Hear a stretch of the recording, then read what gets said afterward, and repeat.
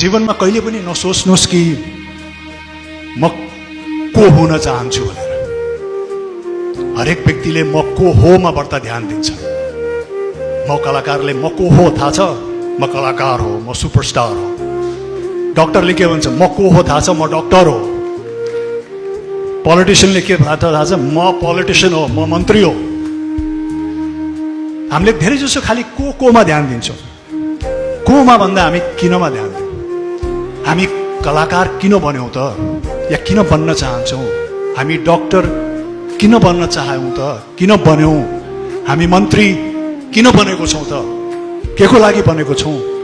त्यसमा बढ्ता हामीले ध्यान दियौँ र त्यसबाट हामी परिचालित भयौँ भने त्यो हरेक पेशामा लागेको व्यक्तिको सम्मान अर्कै उचाइबाट हुन्छ, अर्कै स्तरबाट हुन्छ।